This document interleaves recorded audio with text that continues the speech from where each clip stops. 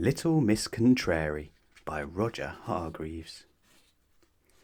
Little Miss Contrary always did the opposite of what you would think she would do.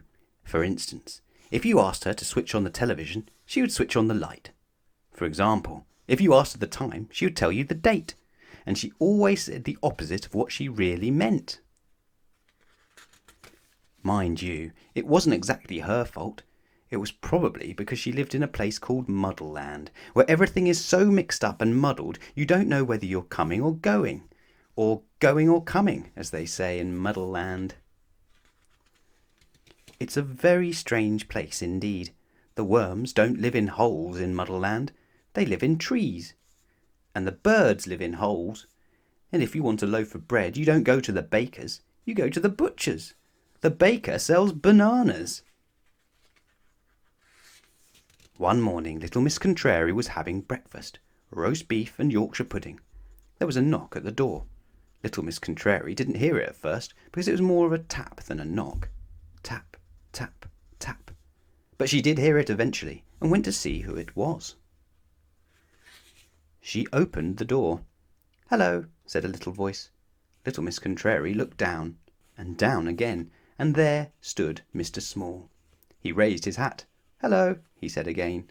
"Goodbye," smiled little Miss Contrary. Mr. Small looked puzzled, as well he might. "I wonder if you can help me?" he asked. Little Miss Contrary smiled. "Of course I can't," she said. "Oh dear," said Mr. Small. "You see, I'm lost." "Well," she said, "nice to meet you, Mr. Lost."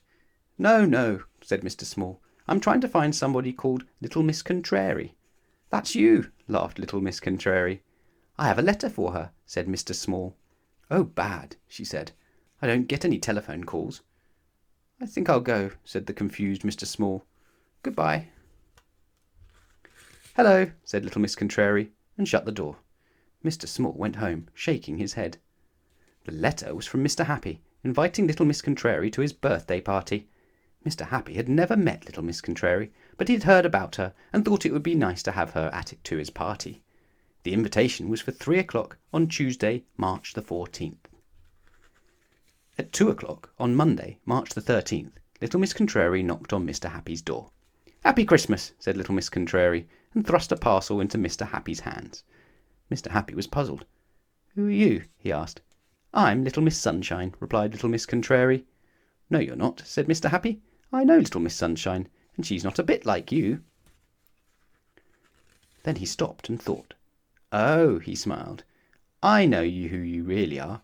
You're little Miss Contrary, aren't you? I've heard that you always say and do the opposite of what you mean."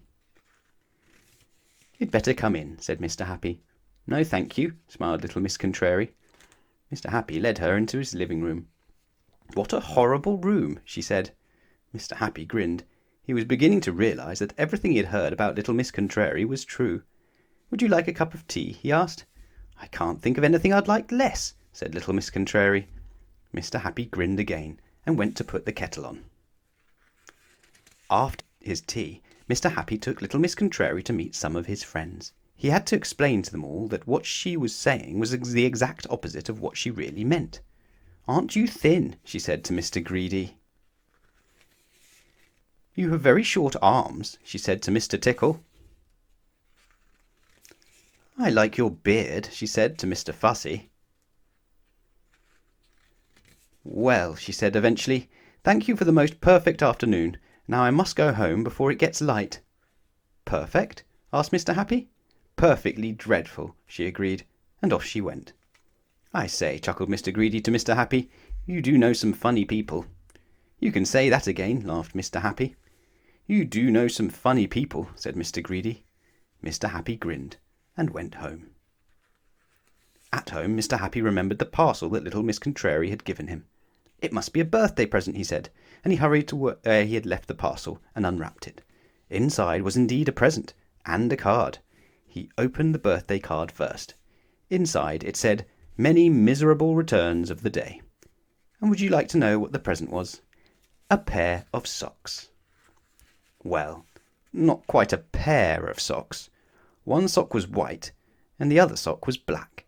And, as little Miss Contrary would say, that is the beginning of the story.